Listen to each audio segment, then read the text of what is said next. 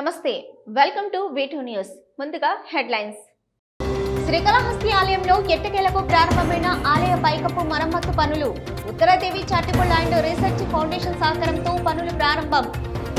శ్రీకాళహస్తి ఆలయంలో మహాశివరాత్రి ఏర్పాట్లపై దృష్టి పెట్టిన అధికారులు. క్యూలైన్లను పరిశీలించిన ఈవో నాగేశ్వరరావు. తిరుపతి 894వ పుట్టినరోజు వేడుకల పోస్టర్ను ఆవిష్కరించిన MLA TTD chairman Bhumana Karunakar Reddy. February 14న నగరం వ్యాప్తంగా పెద్ద ఎత్తున సంబరాలు నిర్వహిస్తున్నట్లు వెల్లడి. సీట్ల సర్దుబాటు సక్రమంగా జరిగితే జనసేన కూటమి విజయం. తిరుపతి గంగమ్మ వారిని దర్శించుకున్న సందర్భంగా నటుడు సుమన్ వ్యాఖ్య. రేపు గూడూరు కేంద్రంగా స్పందన కార్యక్రమం నిర్వహించనున్న జిల్లా కలెక్టర్ లక్ష్మీష. కలెక్టర్ కార్యాలయంలో కూడా యథావిధిగా స్పందన జరుగుతుందని ప్రకటించిన జిల్లా ఉన్నతాధికారులు.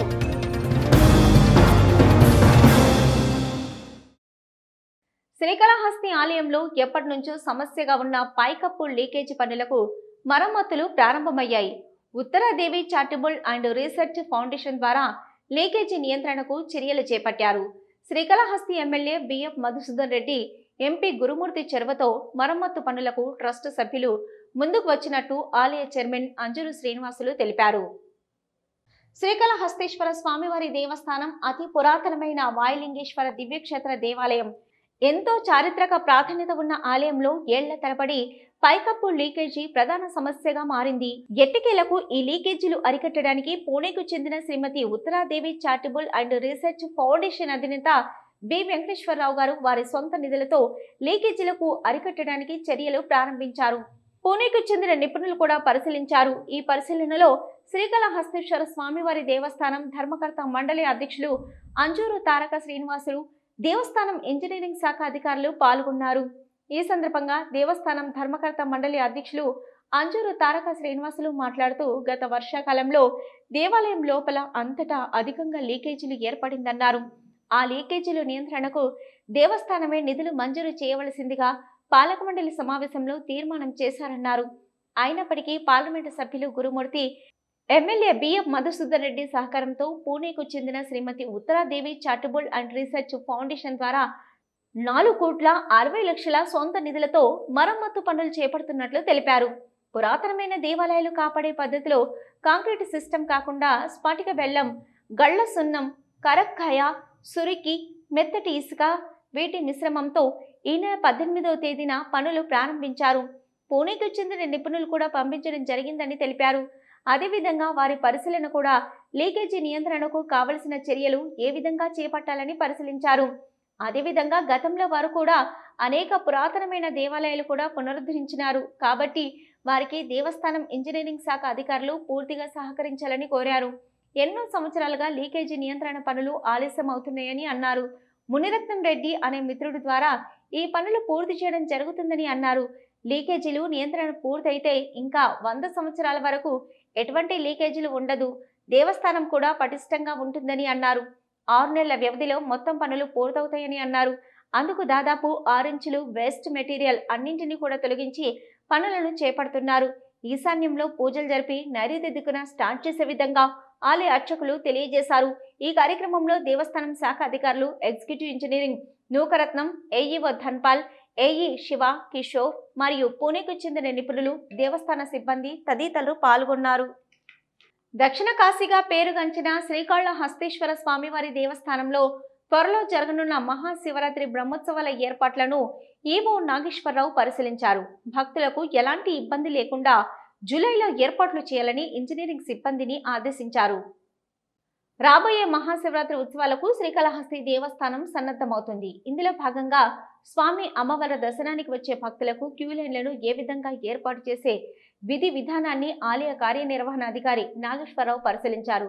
ఈ క్యూలైన్ ఎలా ఏర్పాటు చేయాలని ఇంజనీరింగ్ శాఖ అధికారులు ఈవోకు వివరించారు. ఈ సందర్భంగా ఈవో మాట్లాడుతూ, మహాశివరాత్రి పర్వదినాన వచ్చే భక్తులకు ఎటువంటి ఇబ్బంది కలగకుండా స్వామి అమ్మవారి దర్శన భాగ్యం కల్పించే విధంగా క్యూలైన్లు ఏర్పాటు చేయాలని ఇంజనీరింగ్ శాఖ అధికారులకు, ఆలయ అధికారులకు, సిబ్బందికి ఆలయ కార్యనిర్వహణ అధికారి తగు సూచనలు జారీ చేశారు. Himachal Pradesh high court chief judge Ramachandra Rao కుటుంబ సభ్యులతో శ్రీకాళహస్తీశ్వర స్వామివారి దేవస్థానానికి విచ్చేశారు. వారిని ఆలయ అధికారులు స్వాగతం పలికి శ్రీ జ్ఞాన ప్రసూనాంబిక సమేత శ్రీకాళహస్తీశ్వర స్వామివారి ప్రత్యేక దర్శనం చేయించారు. దర్శనం అనంతరం స్వామి అమ్మవార్ల తీర్థ ప్రసాదాలను అధికారులు అందజేశారు. ఈ సందర్భంగా వేద పండితులు న్యాయమూర్తికి వేద ఆశీర్వచనం చేశారు. ఈ కార్యక్రమంలో temples inspector Hari Yadav, temple superintendent Nagabhushanam Yadav, PRO Nagabhushanam Nayak, ఆలయ అధికారులు పాల్గొన్నారు. శ్రీకాళహస్తీశ్వర ఆలయ గిరి ప్రదక్షిణ రోడ్లో 2 కిలోమీటర్ల మేర రోడ్డు ఇరువైపున నాటేందుకు 280 కదంబ మొక్కలను తీగల హేమంత్ కుమార్ వారి మిత్ర బృందం విరాళంగా ఇచ్చారు. ఈ మేరకు మొక్కలను దేవస్థానం చైర్మన్ అంజూరు శ్రీనివాసులకు అందజేశారు. శ్రీకాళహస్తీశ్వర ఆలయ గిరి ప్రదక్షిణ రోడ్లో 2 కిలోమీటర్ల మేర రోడ్డుకి ఇరువైపులా నాటేందుకు 280 కదంబ మొక్కలను తీగల హేమంత్ కుమార్ వారి మిత్ర బృందం విరాళంగా ఇచ్చారు. ఈ మేరకు మొక్కలను దేవస్థానం చైర్మన్ అంజూరు శ్రీనివాసులకు అందజేశారు. ఈ సందర్భంగా ఆలయ చైర్మన్ మాట్లాడుతూ తల్లి జ్ఞాన ప్రసూనాంబ దేవికి కదంబ పుష్పం అత్యంత ప్రీతికరమైందన్నారు. అమ్మవారి కోసం తీగల హేమంత్ కుమార్ దేవస్థానానికి మొక్కలను అందజేశారని, వీటిని గిరి ప్రదక్షిణ మార్గంలో సుమారు 2 కిలోమీటర్ల మేరకు రోడ్డుకి ఇరువైపులా కదంబ చెట్లను నాటడం జరుగుతుందని అన్నారు. శ్రీకాళహస్తి పట్టణ వాస్తవ్యులు కీర్తిశేషులు తీగల కోటేశ్వరరావు కుమారుడు తీగల హేమంత్ కుమార్ అమెరికాలో నివసిస్తూ స్వామి అమ్మవార్ల దర్శనార్థం వచ్చినప్పుడు శ్రీకాళహస్తిలో వృక్షం సంపద పెంచాలని కోరగా వాళ్ళ మిత్ర బృందం కలిసి ఏర్పాటు చేసినందుకు వారికి తల్లి జ్ఞాన ప్రసూనాంబ సమేత వాయులింగేశ్వరి యొక్క చల్లని దీవెనలు ఎల్లప్పుడూ ఉండాలని కోరుకుంటున్నానని తెలియజేశారు. ఈ కార్యక్రమంలో దేవస్థానం అధికారులు, horticulture Shivakumar, chairman CC Sudarshan Reddy, పట్టణ ప్రముఖులు తీగల భానుప్రకాష్, వసల కుమారస్వామి తదితరులు పాల్గొన్నారు. శ్రీకాళహస్తి నియోజకవర్గంలో ఇంటింటికి ప్రచారంలో జనసేన నేతలు ఇంటింటికి ప్రచార కార్యక్రమం నిర్వహించారు. నియోజకవర్గ జనసేన పార్టీ ఇన్ఛార్జి వినితా కోట ఇతర నేతలు ఇంటింటికి వెళ్లి రాబోయే ఎన్నికల్లో జనసేనకు ఓటు వేయాలని విజ్ఞప్తి చేశారు. శ్రీకాళహస్తి నియోజకవర్గంలో ఇంటింటికి ప్రచారంలో భాగంగా ఈరోజు శ్రీకాళహస్తి పట్టణం బహదూర్పేటలో నాయకులు నక్కా ప్రసాద్ ఆధ్వర్యంలో ఇంటింటికి ప్రచార కార్యక్రమం నిర్వహించారు. ఈ సందర్భంగా నియోజకవర్గ జనసేన పార్టీ ఇన్ఛార్జి వినితా కోటకు జన సైనికులు పూల వర్షంతో స్వాగతం పలికారు. పట్టణంలో ప్రచారం నిర్వహించి రాష్ట్రానికి పవన్ కళ్యాణ్ నాయకత్వం ఆవశ్యకతను జనసేన నేతలు వివరించారు. రాష్ట్ర ప్రజల కోసం పోరాడుతున్న జనసేన పార్టీని పవన్ కళ్యాణ్ ని ఆదరించాలని, నియోజకవర్గంలో వినితా కోటని ఆశీర్వదించి గాజు గ్లాస్ గుర్తుకి ఓటు వేయాలని ప్రజలను కోరారు. మార్పు కోసం జనసేన పార్టీకి ఒక్క అవకాశం ఇవ్వాలని అన్నారు. పలు సమస్యలను వినితా దృష్టికి ప్రజలు తీసుకొచ్చారు. ముఖ్యంగా రాత్రి వేళల్లో మద్యం బాబులు, గంజాయి మత్తులో ఉన్నవారు మహిళలను, ప్రజలను ఇబ్బందులు పెడుతున్నట్టు తెలిపారు. డ్రైనేజీ కాల్వల సమస్య, స్ట్రీట్ లైట్ల సమస్యలు తెలిపారు. ప్రభుత్వం వచ్చిన వెంటనే సమస్యలు పరిష్కరిస్తామని హామీ ఇచ్చారు. ఈ కార్యక్రమంలో పట్టణ ఇన్ఛార్జి తోట గణేష్, నాయకులు నక్కా ప్రసాద్, రఫీ, అఖిల్ సాయి, సుబ్బు, మునీంద్ర, ఉపాధ్యక్షులు రవికుమార్ రెడ్డి, ఇతర నేతలు, కార్యకర్తలు పాల్గొన్నారు. శ్రీకాళహస్తిలోని హెల్పింగ్ హ్యాండ్ సంస్థ ఆధ్వర్యంలో ప్రత్యేక ప్రతిభావంతులకు నిత్యావసర సరుకుల పంపిణీ కార్యక్రమం నిర్వహించారు. క్రమం తప్పకుండా 146 నెలలుగా సంస్థ తరపున సేవా కార్యక్రమాలు నిర్వహిస్తున్నట్టు ట్రస్ట్ సభ్యులు తెలిపారు. శ్రీకాళహస్తిలోని హెల్పింగ్ హ్యాండ్ సంస్థ ఆధ్వర్యంలో ప్రతి నెల ప్రత్యేక ప్రతిభావంతులకు నిత్యావసర సరుకులను పంపిణీ చేస్తూ సేవా కార్యక్రమాలు నిర్వహిస్తున్నారు. అందులో భాగంగా నేడు 146వ నెల హెల్పింగ్ హ్యాండ్స్ సంస్థ అధినేత మునీర్ బాషా ఆధ్వర్యంలో ప్రత్యేక ప్రతిభావంతులకు నిత్యావసర సరుకులను పంపిణీ చేశారు. హెల్పింగ్ హ్యాండ్స్ సభ్యురాలు శ్రావణి బాబా మాట్లాడుతూ గత 146 నెలలుగా తమ సంస్థ శ్రీకాళహస్తి పట్టణంలోని పేదవారికి ప్రత్యేక ప్రతిభావంతులకు నిత్యావసర సరుకులను పంపిణీ చేస్తూ సేవా కార్యక్రమాలు నిర్వహిస్తున్నామని, మరియు పట్టణంలోని ప్రజలకు చిన్నపాటి సమస్యలు వస్తే ఆ సమస్యలను పరిష్కరించే దిశగా వారికి ఆర్థిక సహాయం అందజేసి వారి జీవన భృతికి సహాయం చేస్తున్నామని అన్నారు. తమ సంస్థ ద్వారా ఈ సేవా కార్యక్రమాలు నిర్వహిస్తున్న సంస్థ అధినేత మునీర్ బాషాకు సంస్థ సభ్యులు ప్రత్యేక ధన్యవాదాలు తెలియజేశారు. ఈ కార్యక్రమంలో సంస్థ అధినేత మునీర్ బాషా, సభ్యులు గరికపాటి రమేష్, బాబా, శ్రావణి, రేవతి తదితరులు పాల్గొన్నారు.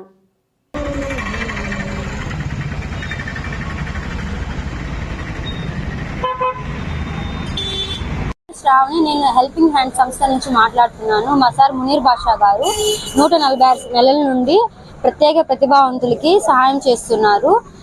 వాళ్ళకి మంచి జరగాలని కోరుకుంటున్నాను.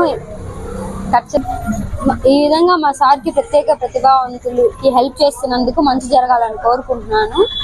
మేము కూడా వాళ్ళకి మాకు తోచినంత సహాయం చేయాలని అనుకుంటున్నాము. మేము కష్టపడిన దాంట్లో మా వంతు సహాయం వాళ్ళకి మేము చేస్తాము. థ్యాంక్స్. మన హెల్పింగ్ హ్యాండ్ సంస్థ అంటేనే మన కాళహస్తిలో ప్రత్యేకమైన ఒక స్థానం ఉంది. ఎందుకంటే ప్రత్యేక ప్రతిభావంతులైన వారికి మన మునీర్ బాషా గారు వారి యొక్క ఆర్థిక సహాయంతో, సొంత నిధులతో, ఆయన కష్టార్జితంతో ఈ ఎవరైతే ప్రత్యేక ప్రతిభావంతులైన వారికి ప్రతి నెల నిత్యావసర వస్తువులు అందించడం చాలా సంతోషదాయకము. వారికి, వారి కుటుంబ సభ్యులకి, వారందరూ ఆరోగ్యంగా సుఖ సంతోషాలతో ఉండాలని మేమందరం ప్రార్థిస్తున్నాము. కాబట్టి దీనివల్ల మీరు కూడా ప్రార్థించి వారి కుటుంబ సభ్యులందరూ సుఖంగా ఇంకా ఎవరైనా ఉంటే కూడా వారికి ఇంకా ఆర్థిక సహాయం అందించేటట్టుగా ఆ భగవంతుడు వారికి ఎల్లవేళలా సహాయ సహకారాలు అందించాలని కోరుకుంటున్నాను. తిరుపతి 894వ పుట్టినరోజు వేడుకల పోస్టర్ను MLA TTD chairman Bhumana Karunakar Reddy ఆవిష్కరించారు. ప్రపంచంలోని అత్యంత పవిత్రమైన తిరుపతి ఆవిర్భావ దినోత్సవంను గత 2 సంవత్సరాలుగా చేసుకుంటున్నామని అన్నారు. ఫిబ్రవరి 14న తిరుపతి నగరం వ్యాప్తంగా పెద్ద ఎత్తున సంబరాలు నిర్వహిస్తున్నట్లు తెలిపారు. తిరుపతి 894వ పుట్టినరోజు వేడుకల పోస్టర్ను MLA TTD chairman Bhumana Karunakar Reddy ఆవిష్కరించారు. ప్రపంచంలోనే అత్యంత పవిత్రమైన తిరుపతి ఆవిర్భావ దినోత్సవంను గత 2 సంవత్సరాలుగా చేసుకుంటున్నామని అన్నారు. ఫిబ్రవరి 14న తిరుపతి నగరం వ్యాప్తంగా పెద్ద ఎత్తున సంబరాలు నిర్వహిస్తున్నట్లు తెలిపారు. గోవిందరాజపట్నం అంచెలంచెలుగా ఎదిగి తిరుపతి మహానగరమైందని, మామూలుగా మనుషులకు పుట్టినరోజు వేడుకలు చేసుకుంటామన్నారు. తిరుపతి నగరానికి పుట్టినరోజు పండుగ ఉందన్నారు. నగరమంతా పుట్టినరోజు పండుగ చేసుకుందామని పిలుపునిస్తున్నట్లు తెలిపారు. ఫిబ్రవరి 24వ తేదీ గోవిందరాజస్వామి ఆలయం వద్ద నుంచి పెద్ద ఎత్తున సాంస్కృతిక కార్యక్రమాలతో పండుగ చేద్దామన్నారు. రాజకీయాలకు అతీతంగా తిరుపతి పుట్టినరోజు చేసుకుంటున్నామన్నారు. గత 2 సంవత్సరాలు అత్యద్భుతంగా చేసుకున్నామని అన్నారు. తిరుపతి నగర ఆవిర్భావ దినోత్సవం 24/2/1130 సంవత్సరాన ఒక దివ్య ముహూర్తంలో శంకుస్థాపన జరిగింది అన్నటువంటి విషయం మీకందరికీ కూడా విదితమే. గత 2 సంవత్సరాలుగా ఆ అద్భుత గడియల్ని గుర్తుంచుకొని జగద్గురువు రామానుజాచార్యుల అమృత హస్తాలతో ప్రారంభింపబడ్డ ఆ బ్రాహ్మణ అగ్రహారం దినదిన ప్రవర్ధమానమై గోవిందరాజపురంగా, రామానుజపురంగా 1250 ప్రాంతాల నుంచి తిరుపతిగా అంచెలంచెలుగా ఎదుగుతూ భాసిల్లుతూ ఈ రోజున ఇంత గొప్ప నగరిగా ఏర్పాటు అవ్వటం, ప్రపంచంలో పుట్టినరోజు వేడుకలు మనుషులంగా మనకి ప్రేమతో పెంచుకునేటువంటి, మన ఇళ్లలో పెరిగేటువంటి జంతువులకు కూడా కొద్దిమంది పుట్టినరోజు వేడుకలు జరుపుతూ ఉంటారు. కానీ ఒక నగరానికి పుట్టినరోజు ఒకటి ఉంది అన్నది ప్రపంచంలోనే ఒక్క తిరుపతికి మాత్రమే దొరికినటువంటి మహద్భాగ్యం. యువగలం చాయ్ ఓటర్ క్యాంపింగ్ నేడు తిరుపతిలో నిర్వహించారు.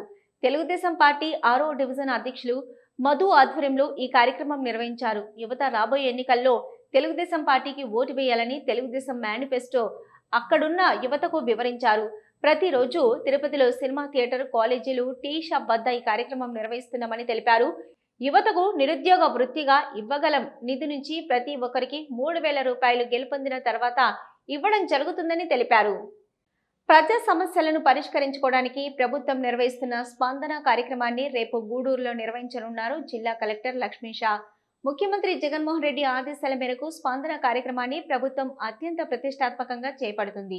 దీనిలో భాగంగా రేపు జరిగే స్పందన కార్యక్రమానికి డివిజనల్ పరిధిలోని అందరు అధికారులు రావాల్సిందిగా కలెక్టర్ ఆదేశించారు. గూడూరు వేదికగా రేపు స్పందన కార్యక్రమాన్ని జిల్లా కలెక్టర్ లక్ష్మీ షా నిర్వహించనున్నారు.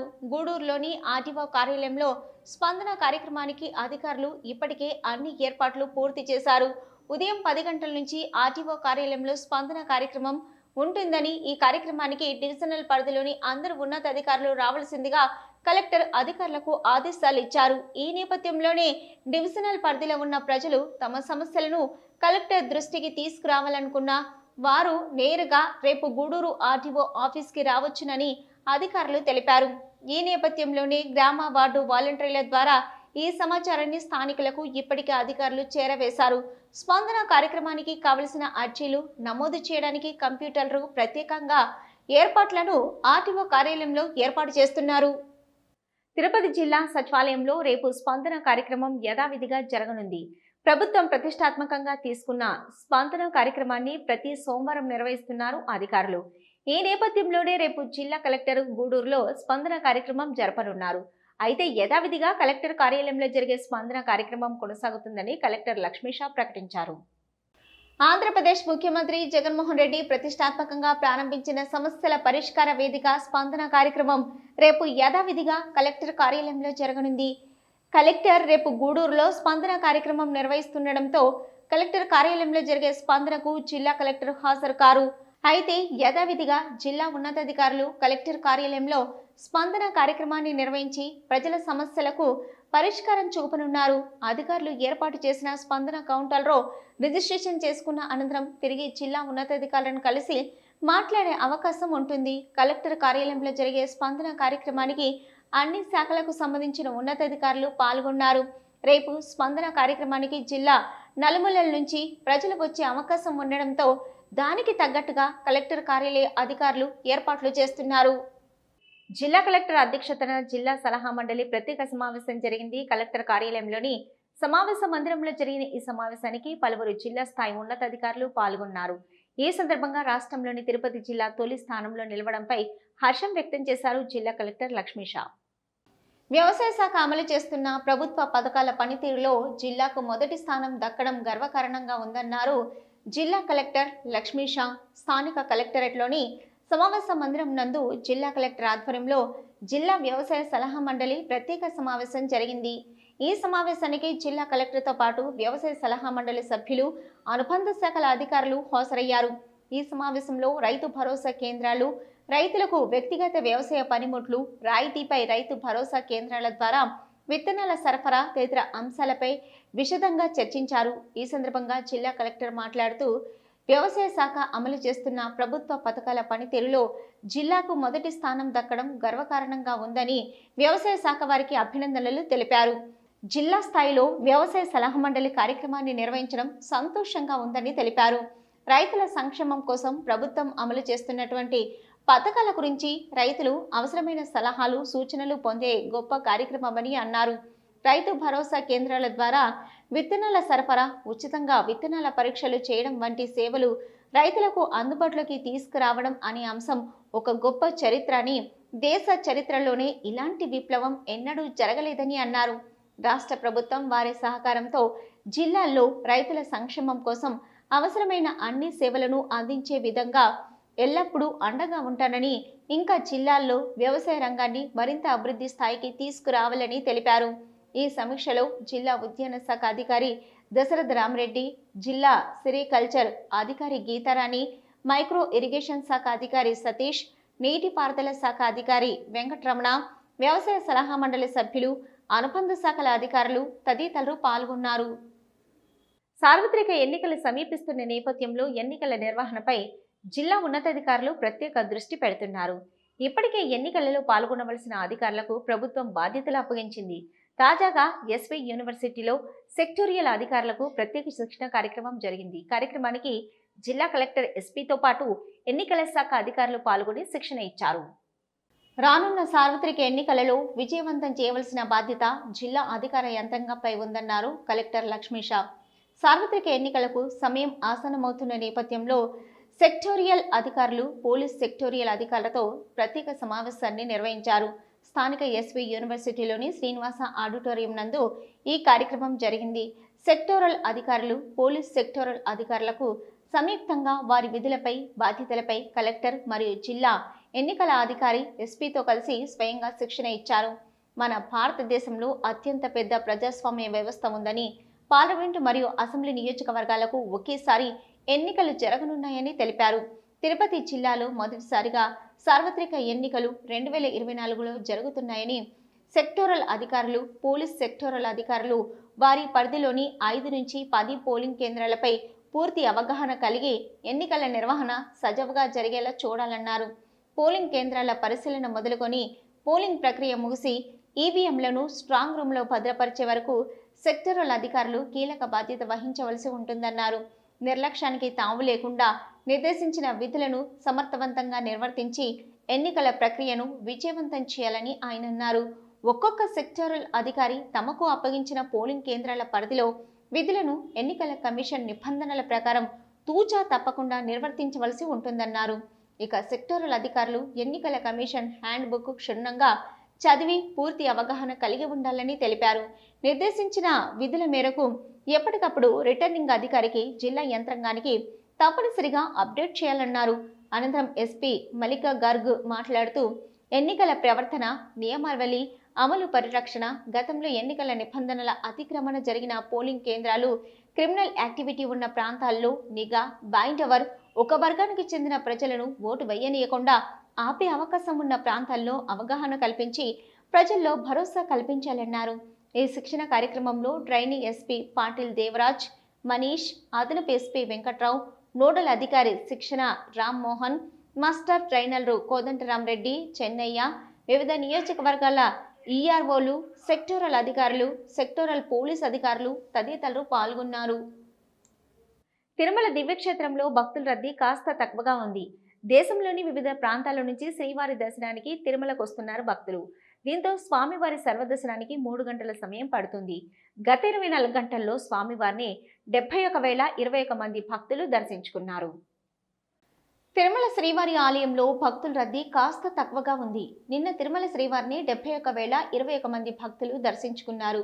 నిన్న తిరుమల దివ్యక్షేత్రానికి వచ్చిన భక్తులలో 25,965 మంది భక్తులు తలనీలాలు సమర్పించారు. నిన్న శ్రీవారి హుండీ ఆదాయం 4.17 కోట్లు. గత నెలలో 300 రూపాయలు శీఘ్ర దర్శనం టికెట్లు బుక్ చేసుకున్న భక్తులకు ఈ మాసంలో దర్శనాలు కొనసాగుతున్నాయి. ఇక సర్వదర్శనం భక్తులకు టోకెన్లు ఇచ్చే విధానాన్ని తిరిగి టీటీడీ పునః ప్రారంభించింది. దీంతో టైం స్లాట్లో నిర్దేశించిన టోకెన్ల ప్రకారం దర్శనాలు చేసుకుంటున్నారు సర్వదర్శనం భక్తులు. ఇక టైం స్లాట్లో సర్వదర్శనం టోకెన్ దొరకని భక్తులు కూడా నేరుగా వైకుంఠం 2 నుంచి దర్శనాలకు అనుమతిస్తున్నారు టీటీడీ అధికారులు. ప్రస్తుతం 12 కంపార్ట్మెంట్లలో భక్తులు వేచి ఉన్నారు. దీంతో శ్రీవారి సర్వదర్శనానికి 3 గంటల సమయం పడుతుంది. ఇక 300 రూపాయల శీఘ్ర దర్శనం టికెట్లు కలిగిన భక్తులకు 2 గంటల సమయం పడుతున్నట్లు సమాచారం. వీటిని ముగించే ముందు హెడ్లైన్స్ మరొక్కసారి. శ్రీకాళహస్తి ఆలయంలో ఎట్టకేలకు ప్రారంభమైన ఆలయ పైకప్పు మరమ్మత్తు పనులు. ఉత్తరదేవి చారిటబుల్ అండ్ రీసెర్చ్ ఫౌండేషన్ సహకారంతో పనులు ప్రారంభం. శ్రీకాళహస్తి ఆలయంలో మహాశివరాత్రి ఏర్పాట్లపై దృష్టి పెట్టిన అధికారులు. క్యూలైన్లను పరిశీలించిన ఈవో నాగేశ్వరరావు. తిరుపతి 894వ పుట్టినరోజు వేడుకల పోస్టర్ను ఆవిష్కరించిన MLA TTD chairman Bhumana Karunakar Reddy. February 14న నగరం వ్యాప్తంగా పెద్ద ఎత్తున సంబరాలు నిర్వహిస్తున్నట్లు వెల్లడి. సీట్ల సర్దుబాటు సక్రమంగా జరిగితే జనసేన టీడీపీ జనసేన కూటమి విజయం. తిరుపతి గంగమ్మ వారిని దర్శించుకున్న సందర్భంగా నటుడు సుమన్ వ్యాఖ్య. రేపు గూడూరు కేంద్రంగా స్పందన కార్యక్రమం నిర్వహించనున్న జిల్లా కలెక్టర్ లక్ష్మీషా. కలెక్టర్ కార్యాలయంలో కూడా యథావిధిగా స్పందన జరుగుతుందని ప్రకటించిన జిల్లా ఉన్నతాధికారులు.